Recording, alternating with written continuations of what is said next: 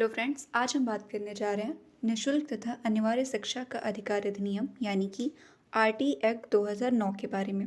इसका full form होता है right of children to free and compulsory education act 2009। इसकी स्टार्टिंग की बात करें तो आरटी एक्ट को लाने का प्रावधान 86वां संविधान संशोधन अधिनियम अधिकार 2002 के द्वारा अंतर्गत एक अनुच्छेद जोड़ा गया, अनुच्छेद 21A, जिसमें से कि 6 से 14 वर्ष के बालकों को अनिवार्य शिक्षा का अधिकार दिया गया। बात करते हैं आरटी एक्ट लागू करने वाले पहले देश की, तो जो पहला देश इसको लागू करने वाला था वो नॉर्वे था और भारत 135वां देश बना हुआ है। नेक्स्ट बात करते हैं इसके आने की, कैसे कैसे किस प्रक्रिया में ये आया। तो सबसे पहले राज्यसभा में ये 20 जुलाई 2009 को आया। उसके बाद लोकसभा में ये 4 अगस्त 2009 को पारित हुआ। राष्ट्रपति के द्वारा हस्ताक्षरित ये 26 अगस्त 2009 को हुआ और भारत में 1 अप्रैल 2010 से ये पूरी तरह से लागू हुआ। राजस्थान के संदर्भ में बात करें तो 29 मार्च 2011 को राज्यसभा के बाद राजस्थान में विधानसभा के द्वारा संशोधन किया गया, जो 1 अप्रैल 2011 से राजस्थान में आरटी एक्ट 2011 के नाम से लागू हुआ। बात करते हैं आरटी गान की, तो आरटी गान जो है वो 4 जुलाई 2013 को अपनाया गया या लागू हुआ, जो कि है टन टन सुनो घंटी बजी स्कूल की। इस गान को जो लिखने वाले थे वो लेखक हैं जावेद अख्तर और इसको सोनू निगम ने गाया है। आरटी एक्ट को अगर हम संक्षेप में समझने की बात करें तो आरटी एक्ट में कुल 7 अध्याय हैं, 38 धाराएं हैं, एक अनुसूची है। धारा 12 से लेकर 23 तक सबसे बड़ी धारा है और सबसे बड़ा अध्याय जो है वो चौथा अध्याय सबसे बड़ा है। चलिए इसको एक एक करके समझते हैं। तो चैप्टर फर्स्ट में प्रस्तावना बताया गया है और इसमें 2 धाराओं का उल्लेख है, धारा 1 और धारा 2। धारा 1 में ये बताया गया है कि आरटी एक्ट 2009 जम्मू और कश्मीर को छोड़कर पूरे भारतवर्ष में लागू होगी, यानी कि ये 4 टाइप के स्कूलों में लागू होगी। पहला सरकारी स्कूल, यानी कि ऐसा स्कूल जिसका ओनरशिप और क्रियान्वयन दोनों गवर्नमेंट करती हो। दूसरा निजी स्कूल, यानी कि जिसका ओनरशिप और क्रियान्वयन की जो भी गारंटी हो वो एक प्राइवेट पर्सन के पास हो। और तीसरा अनुमोदित स्कूल, यानी कि ऐसा स्कूल जो कि सरकार के द्वारा उसको कुछ अनुदान प्राप्त हो। और चौथी विशेष श्रेणी के स्कूल जैसे कि नवोदय, केंद्रीय विद्यालय, ये सब। ध्यान देने वाली बात ये है कि इसमें ये भी बताया गया है कि धार्मिक शिक्षण संस्थानों जैसे कि मदरसा, वैदिक पाठशाला, इन सब में जो आरटी एक्ट 2009 है ये लागू नहीं होगा। धारा 2 में ये बताया गया है कि विभिन्न परिभाषाएं क्या क्या हैं, जैसे समुचित सरकार में केंद्र सरकार, राज्य सरकार और स्थानीय सरकार भी आ जाएगी। वंचित बालक की परिभाषा दी गई है, यानी कि धर्म जाति आधार पर जो वंचित हो जाते हैं या जो पिछड़े हुए वर्ग के बालक हैं वो। अभावग्रस्त बालक, यानी कि ऐसे बालक या ऐसे शिक्षार्थी जिनके माता पिता की इनकम कम है। स्थानीय अभिभावक में वो लोग आएंगे जो कि किसी पर्टिकुलर एरिया में रहते हैं। और विद्यालय में 2 तरह के विद्यालय, प्राथमिक विद्यालय और उच्च प्राथमिक विद्यालय। धारा 3 की बात करते हैं तो धारा 3 हमारा चैप्टर 2 में इंक्लूड है। चैप्टर 2 का जो नाम है वो है निःशुल्क एवं अनिवार्य शिक्षा के प्रावधान। इसमें कुल 3 धाराएं हैं, धारा 3, 4 और 5। धारा 3 में कहा गया है कि 6 से 14 वर्ष का बालक का निःशुल्क शिक्षा का अधिकार होगा और इसकी जो व्यवस्था है इसकी व्यवस्था समुचित सरकार करेगी। धारा 4 में बताया गया है कि जो ड्रॉप आउट हो चुके बच्चे हैं, यानी कि जिन बच्चों ने बीच में पढ़ाई छोड़ दी है, उनको उनकी एज की अकॉर्डिंग क्लास में उनके एडमिशन कराया जाएगा। और चूँकि बच्चे वो पिछड़ गए हैं तो इसके लिए 6 माह का ब्रिज कोर्स भी चलाया जाएगा। धारा 5 में कहा गया है कि अगर कोई बच्चा एक स्थान से दूसरे स्थान तक स्थानांतरण करना चाहता है तो टीसी के लिए कोई भी उसको रोक नहीं सकता है। अगर कोई टीचर टीसी के लिए रोकता है तो उसके खिलाफ अनुशासनात्मक कार्रवाई की जाएगी। नेक्स्ट अध्याय है चैप्टर 3 का नाम है समुचित सरकार, अभिभावक, स्थानीय सरकार के अधिकार। इसमें कुल धारा 6 से लेकर 11 तक वर्णित है। धारा 6 में ये विद्यालय की स्थापना के बारे में बताया गया है कि विद्यालय की स्थापना करना समुचित सरकार का दायित्व है। और क्लास 1 से लेकर 5th तक यानी प्राथमिक विद्यालय के लिए किसी भी एरिया में या किसी भी गांव में 1 से लेकर 1.5 किलोमीटर तक दायरे के अंदर ही विद्यालय होना चाहिए। और उच्च प्राथमिक विद्यालय 2 किलोमीटर से लेके 2.5 किलोमीटर के दायरे में विद्यालय खोला जाना चाहिए, जिससे कि जो बच्चे हों उस एरिया के वो आराम से उस विद्यालय तक पहुंच सके। धारा 7 में वित्तीय अनुपात के बारे में बताया गया है कि केंद्र और राज्य का जो अनुपात होगा वो 60 और 40 का अनुपात होगा। पूर्वोत्तर राज्यों के लिए अनुपात 90 और 10 का हो सकता है। नेक्स्ट धारा 8 में समुचित सरकार के अधिकार व कर्तव्य बताए गए हैं। धारा 9 में समुचित सरकार के अधिकारी वर्ग के कर्तव्य बताए गए हैं। धारा 10 में स्थानीय अभिभावक के कर्तव्य और अधिकार बताए गए हैं। धारा 11 में अर्ली चाइल्डहुड के बारे में बताया गया है कि जो बच्चे 6 साल से कम के होते हैं, यानी 3 से लेकर 6 वर्ष तक के जो बच्चे होते हैं, उनके लिए आंगनवाड़ी की व्यवस्था की जाएगी। नेक्स्ट चैप्टर 4 है। चैप्टर 4 का जो नाम है वो है विद्यालयों एवं अभिभावकों के कर्तव्य। इसमें धारा 12 से लेकर 28 तक वर्णित है और ये सबसे बड़ी धारा भी मानी जाती है। धारा 12 में ये वर्णित है कि 25% जो सीटें हैं किसी भी निजी विद्यालय की, वो जो बैकवर्ड साइड से बच्चे आते हैं उनके लिए रिजर्व रहेंगी। इसमें एक ध्यान देने वाली बात ये है कि अगर कोई एक बार उस छूट का लाभ नहीं ले पाता है तो दोबारा उसको नहीं मिलेगा।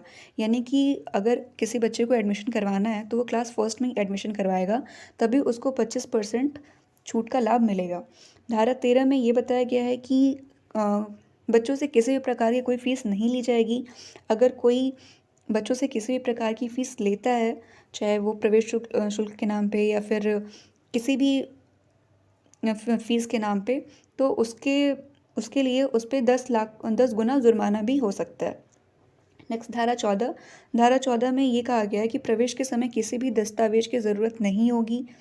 धारा 15 में ये कहा गया है कि अंतिम तिथि मतलब कि बच्चों के प्रवेश की जो अंतिम तिथि है वो 30 सितंबर मानी गई है। यानी कि किसी बच्चे को एडमिशन लेना है तो अंतिम तिथि 30 सितंबर तक एडमिशन ले सकता है। लेकिन अगर वो कोई वैलिड रीज़न बताता है कि जैसे कि उसकी तबीयत ख़राब थी या कोई इमरजेंसी वर्क था जिसकी वजह से कि वो विद्यालय में प्रवेश नहीं ले पाया, तो ऐसे केस में पूरे साल तक बच्चे को एडमिशन दिया जा सकता है। उसके बिहाफ पे उसको एडमिशन से रोका नहीं जा सकता है। नेक्स्ट बात करते हैं धारा 16 की। तो धारा 16 में ये प्रावधान किया गया है कि 6 से 14 वर्ष तक के बच्चे को किसी भी स्तर पे रोका नहीं जाएगा, यानी कि उनको फेल नहीं किया जाएगा। नेक्स्ट बात करते हैं धारा 17 की। तो धारा 17 में ये कहा गया है कि बच्चों को मानसिक व शारीरिक रूप पे परेशान नहीं किया जाएगा, यानी कि उनको किसी भी तरह से मारा पीटा नहीं जाएगा, उनको कोई भी शोषण नहीं करेगा। धारा 17 जो है इसको स्वर्ग की धारा भी बच्चों के लिए कहा जाता है कि जो भी विद्यालय जो मानक सरकार के द्वारा निर्धारित किए गए हैं उस अकॉर्डिंग अगर वो है तो उसको विद्यालय खोलने की अनुमति दी जाएगी। यानी कि अगर उसमें कुछ क्लासरूम है, टॉयलेट की सुविधा है, प्लेग्राउंड है, तो उसको उस विद्यालय को खोलने की अनुमति यानी कि मान्यता दी जाएगी। धारा 19 में ये कहा गया है कि अगर कोई विद्यालय निश्चित मानकों को पूरा नहीं करता है तो उसकी मान्यता को रद्द किया जा सकता है। धारा 20 में ये बताया गया है कि सरकार को यानी कि समुचित सरकार को नियम को बदलने का अधिकार प्राप्त है। धारा 21 में एसएमसी यानी कि स्कूल मैनेजमेंट कमेटी के गठन की बात की गई है। धारा 22 में ये कहा गया है कि सत्र के स्टार्टिंग होने से पहले पूरी जो विद्यालय रहेगा उसको पूरे साल का संस्थागत नियोजन पत्र तैयार कर लेना है कि वो आने वाले साल में कैसे अपने प्लानिंग कर रहा है, कैसे बच्चों को पढ़ाएगा। धारा 23 में शिक्षक की योग्यता और अयोग्यता के बारे में बताया गया है कि मतलब शिक्षक को कौन सी पात्रता पास करनी पड़ेगी। धारा 24 में शिक्षक के कर्तव्य को बताया गया है कि जो शिक्षक होगा वो डेली स्कूल आएगा, निश्चित पाठ्यक्रम को पूरा करेगा, बच्चों के साथ अच्छे से बिहेव करेगा। धारा 25 में ये बताया गया है कि जो शिक्षक और छात्र का जो अनुपात होगा वो कितना होगा। बात करते हैं प्राथमिक स्तर पर, तो प्राथमिक स्तर पर 35:1 का होगा और उच्च प्राथमिक स्तर पर ये अनुपात 40:1 का होगा, यानी कि 35 बच्चों पर एक शिक्षक और 40 बच्चों पर एक शिक्षक। धारा 26 में ये कहा गया है कि 10% से अधिक पद खाली नहीं रहेगा, यानी कि शिक्षकों की प्रॉपर भर्ती की जाएगी, उनका रिक्रूटमेंट होगा। धारा 27 में ये कहा गया है कि शिक्षकों को कोई भी अन्य कार्य में नहीं लगाया जाएगा, जैसे कि पल्स पोलियो वगैरह हो गया तो इस अभियान में उसको नहीं जोड़ा जाएगा। केवल मुख्य रूप से 3 कार्य शिक्षक कर सकते हैं टीचिंग के अलावा, जैसे कि आपदा राहत कार्य, जनगणना कार्य, और अगर कोई चुनाव से संबंधित कार्य होता है तो चुनाव में कभी कभी टीचर्स की ड्यूटी लग सकती है। इसके अलावा वो और कोई कार्य नहीं करेंगे। धारा 28 में ये कहा गया है कि कोई भी गवर्नमेंट टीचर किसी बच्चे को निजी निजी ट्यूशन नहीं पढ़ाएगा, यानी कि ट्यूशन पे उसको प्रतिबंधित है। अगर ऐसा करते हुए पाया जाता है तो उस पर जुर्माना या अनुशासनात्मक कार्रवाई हो सकती है। चैप्टर 5 इसका नाम है प्रारंभिक शिक्षा का पाठ्यक्रम का निर्माण।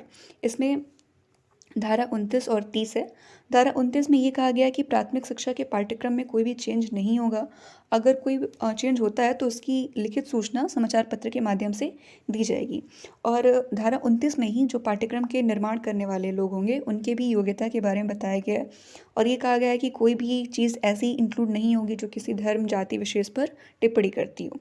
धारा 30 में ये कहा गया है कि कोई भी बोर्ड की परीक्षा नहीं होगी और जो 8वीं की जो परीक्षा होगी वो केवल एक प्रमाण पत्रधारी परीक्षा होगी जो कि 1 माह के अंदर जो वहाँ का हेडमास्टर होगा उसके थ्रू दे दी जाएगी। नेक्स्ट बात करते हैं चैप्टर 6 की। चैप्टर 6 का जो नाम है वो है बालकों के अधिकारों का संरक्षण। इसमें कुल धारा 31 से लेकर 34 तक है। धारा 31 में ये बताया गया है कि बाल अधिकार संरक्षण आयोग का गठन होगा केंद्रीय स्तर पर। धारा 32 में राज्य स्तर पर बात की गई है कि मतलब कि अगर कोई भी बालकों का संरक्षण नहीं करता है, बालक के खिलाफ कोई भी मतलब कि कोई दोषारोपण पाया जाता है तो उसके खिलाफ शिकायत कोई भी करा सकता है और ये अवधि 3 माह की होगी। धारा 33 में ये कहा गया है कि केंद्रीय सलाहकार परिषद का गठन किया जाएगा जिसमें 15 सदस्य होंगे और जो इसका अध्यक्ष होगा वो शिक्षा मंत्री होगा। धारा 34 में इसी को राज्य स्तर पर करने को कहीं कहा गया है, जैसे कि राज्य सलाहकार परिषद का गठन किया जाएगा और इसके जो अध्यक्ष होंगे वो राज्य मंत्री यानी राज्य के जो शिक्षा मंत्री वो होंगे और इसमें कम से कम 5 महिला का होना आवश्यक है और जो इसका कार्यकाल होगा वो 2 वर्ष का होगा। नेक्स्ट बात करते हैं चैप्टर 7 की। ये एक तरह से पूरा सारांश है और इसमें धारा 35 से लेकर 38 तक वर्णित है। धारा 35 में ये कहा गया है कि लागू करने के संबंध में अधिकारियों को पूरा अधिकार होगा कि वो आरटी एक्ट 2009 को पूरी तरह से राज्य में या पूरे देश में अच्छे से लागू करवा सकते हैं।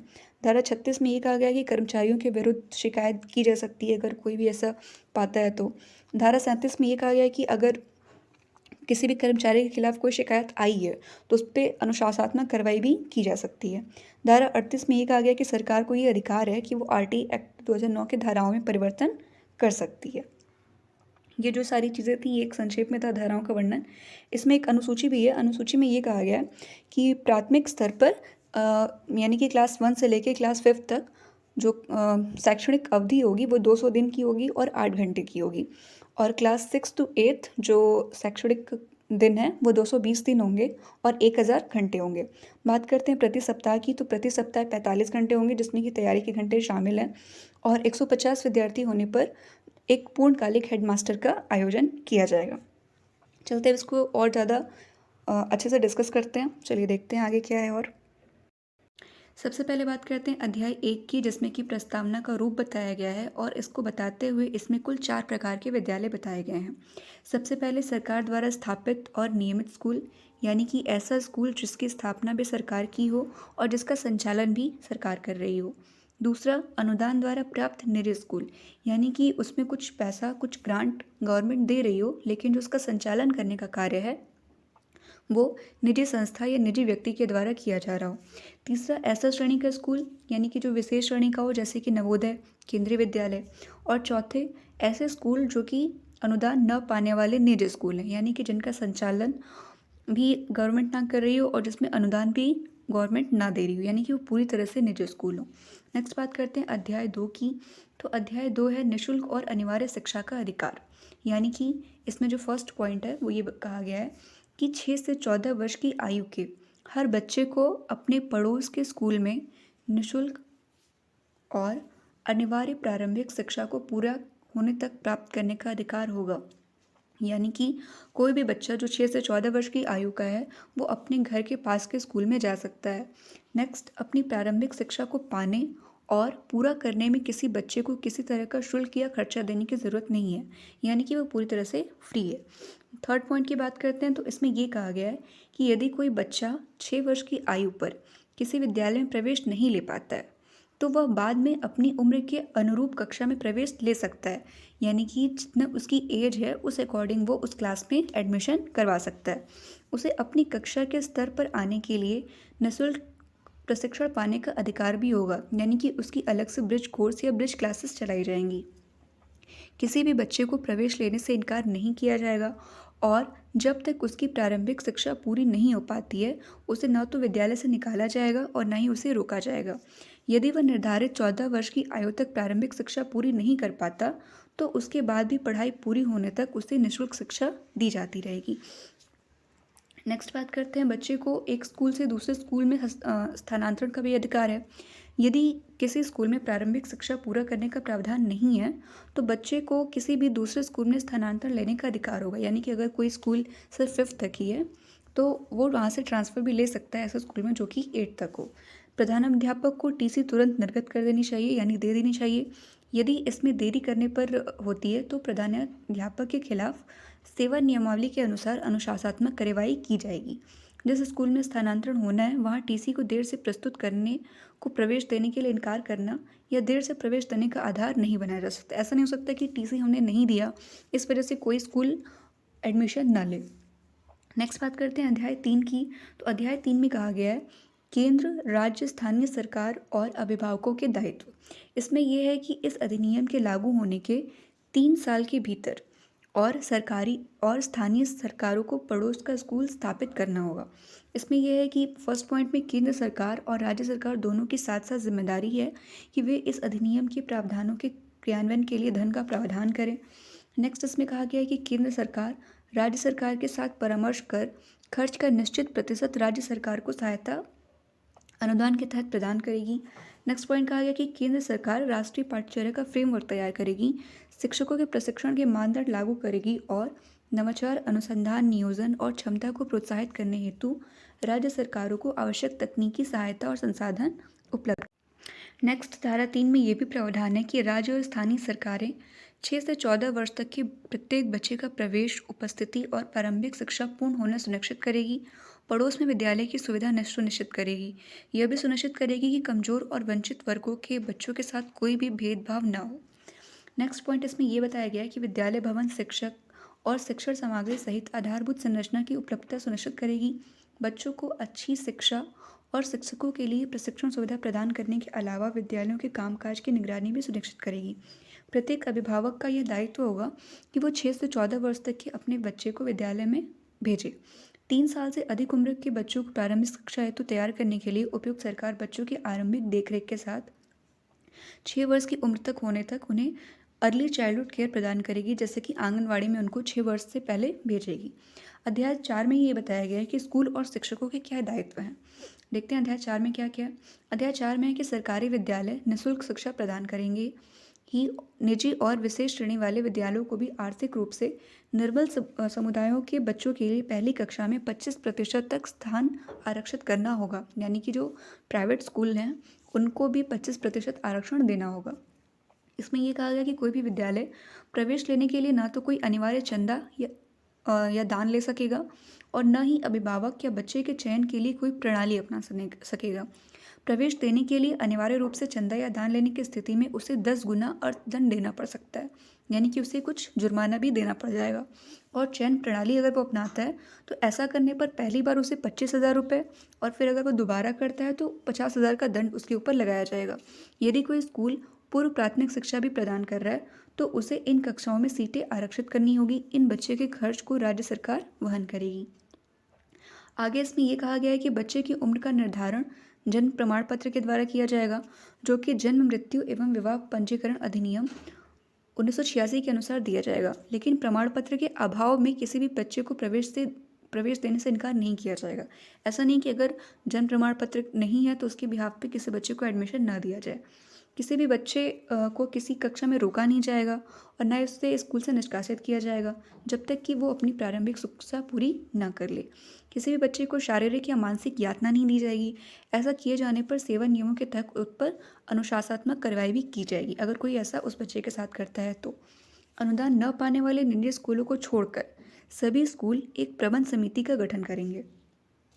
इस समिति में स्थानीय सरकार को चुने हुए प्रतिनिधि और स्कूल में नामांकित बच्चों के अभिभावक होंगे। कुल सदस्यों में 3/4 सदस्य अभिभावकों में से होंगे।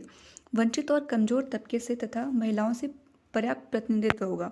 जो ये समिति बनेगी इसके निम्न कार्य होंगे। पहला, स्कूल के कार्यों का अनुश्रवण करना। स्कूल विकास की योजना बनाना और संस्तुति करना, सरकार या स्थानीय सरकार अथवा अन्य कहीं से प्राप्त अनुदान के खर्चों का अनुश्रवण करना, अन्य सुझाए गए कार्यों को करना, यानी कि ये एसएमसी के गठन की यहाँ पे बात की गई है।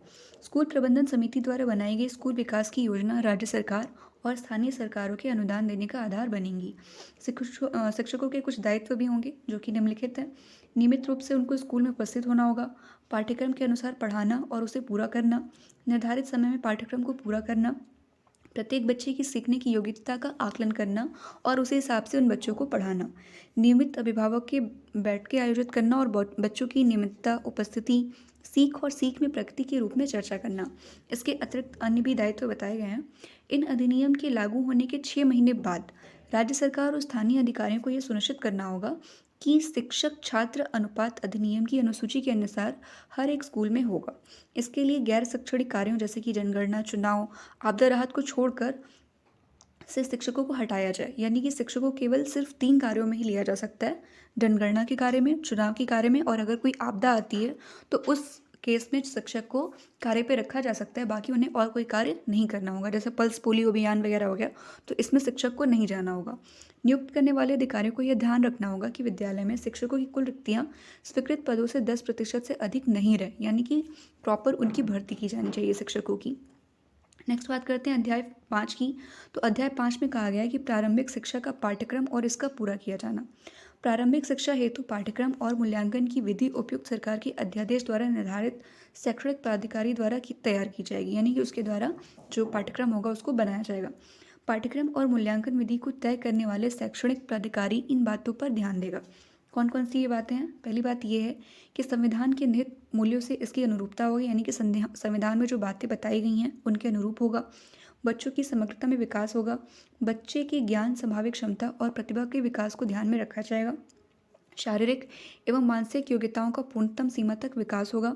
बाल केंद्रित और बाल सुलभ तरीके से विभिन्न क्रियाकलापों, अन्वेषण और खोज के माध्यम से सीख उत्पन्न की जाएगी। ऐसा मूल्यांकन और पाठ्यक्रम विधि में ध्यान दिया जाएगा। जहाँ तक हो सके पढ़ाई का माध्यम जो हो बच्चे की मातृभाषा हो, जिससे कि बच्चे अच्छे से उस चीज़ को समझ सके। बच्चे को भय, सदमा और चिंता मुक्त रखकर पढ़ाया जाएगा और उन्हें अपने विचारों को खुलकर कहने की आज़ादी दी जाएगी ताकि वो अपने बातों को खुलकर कह सकें। बच्चों के ज्ञान की समझ और इसे व्यवहार में लाने की योग्यता का व्यापक और निरंतर मूल्यांकन होगा, यानी कि यहाँ पे सीसी की बात की गई है। प्रारंभिक शिक्षा को पूरा करने से पहले किसी बच्चे को बोर्ड की परीक्षा पास करना ज़रूरी नहीं होगा, यानी कि 1 से लेकर क्लास 8 तक उसे कहीं भी बोर्ड की परीक्षा पास करने की ज़रूरत नहीं है। प्रारंभिक शिक्षा को पूरा करने वाले हर बच्चे को निर्धारित तरीके और प्रारूप पर प्रमाण पत्र प्रदान किया जाएगा। नेक्स्ट बात करते हैं अध्याय 6 की। तो इसमें बाल अधिकारों के संरक्षण की बात की गई है। इसमें ये कहा गया है कि बाल अधिकार संरक्षण अधिनियम 2005 में प्रावधानों के अंतर्गत गठित राष्ट्रीय राज्य बाल संरक्षण आयोग अपने निर्धारित कार्यों के अतिरिक्त इस अधिनियम के तहत प्रदत्त अधिकारी की समीक्षा करेंगे और उन पर प्रभावी क्रियान्वयन के लिए सिफारिशें देंगे। साथ ही निःशुल्क और अनिवार्य शिक्षा के बच्चे के अधिकार के संबंध में शिकायतों की जांच भी करेगी, यानी कि उनके अधिकारों का पूर्ण रूप से संरक्षण किया जाएगा। इस अधिनियम के अंतर्गत बच्चे के शिक्षा के अधिकार से संबंधित कोई भी शिकायत लिखित रूप में संबंधित क्षेत्र अधिकारी से की जा सकती है और उस पर जो भी कार्यवाही होगी वो तुरंत ही उसका निपटारा भी किया जाएगा। राष्ट्रीय सलाहकार परिषद का गठन केंद्र सरकार करेगी, जिसमें प्रारंभिक शिक्षा तथा बाल विकास के क्षेत्र में अनुभवी लोगों को रखा जाएगा। राष्ट्रीय सलाहकार परिषद का काम इस अधिनियम के प्रावधानों को प्रभावी ढंग से लागू करने के बारे में केंद्र सरकार को परामर्श देना होगा। अध्याय 7 में कुछ और बातें कही गई हैं, या ये कह सकते हैं कि पूरा सारांश रूप में इसमें बताया गया है कि अन्य प्रासंगिक बातें। इसमें यह कहा गया है कि इस अधिनियम के प्रावधानों के क्रियान्वयन हेतु केंद्र सरकार, उपयुक्त सरकार और स्थानीय प्राधिकारी संबंधित नियम बना सकती है। इस अधिनियम अथवा इसके बनाए गए नियमों, आदेशों के पालन में केंद्र सरकार, राज्य सरकार, केंद्रीय राज्य बाल अधिकार संरक्षण आयोग, स्थानीय प्राधिकारी, स्कूल प्रबंधन समिति और इस अधिनियम से जुड़े किसी व्यक्ति द्वारा सच्चे विश्वास के साथ किए गए कार्य पर कोई मुकदमा या वैधिक प्रक्रिया नहीं चलाई जा सकी। मुख्य बिंदु इसमें कुछ हैं, जैसे कि इसमें कहा गया है कि 86वां संविधान संशोधन 2002 ने संविधान के खंड 3 में अनुच्छेद 21 के अंतर्गत एक नया अनुच्छेद 21 का जोड़ा, जिसमें कि 6 से 14 वर्ष की आयु के बच्चों को निःशुल्क और अनिवार्य शिक्षा का प्रावधान होगा, जो कि उसका मौलिक अधिकार बना दिया गया और 4 अगस्त 2009 को अधिनियम के रूप में ये पारित हो गया। इस अधिनियम के अंतर्गत केंद्र सरकार के दायित्वों का निर्धारण भी किया गया है। बच्चों के दाखिला या प्रवेश के संबंध में स्कूल और शिक्षकों के दायित्व भी निर्धारित किए गए हैं। सारांश देखिए तो उपरोक्त विवरण से ये पता चलता है, ये ज्ञात होता है कि निःशुल्क और बाल शिक्षा का अधिकार अधिनियम 2009 के अंतर्गत 6 से 14 वर्ष की आयु के प्रत्येक बच्चे को स्कूल में प्रवेश लेने से वंचित नहीं किया जाएगा। प्रवेश के दौरान स्कूल और शिक्षकों द्वारा बच्चों के दाखिला के संबंध में किसी प्रकार का भेदभाव नहीं किया जाएगा। इस अधिकार को प्रभावी बनाने के लिए केंद्र, राज्य और स्थानीय सरकार 6 से 14 वर्ष तक के प्रत्येक बच्चे का प्रवेश, उपस्थिति और प्रारंभिक शिक्षा पूर्ण होना सुनिश्चित करेगी तथा आवश्यक संसाधन भी उपलब्ध कराएगी। कहने का तात्पर्य ये है कि बच्चे को पूरा ये अधिकार होगा कि वो अपनी प्रारंभिक शिक्षा पूरी कर सके। आशा करते हैं आपको ये टॉपिक समझ में आया होगा। मिलते हैं नेक्स्ट वीडियो में। Thanks for watching.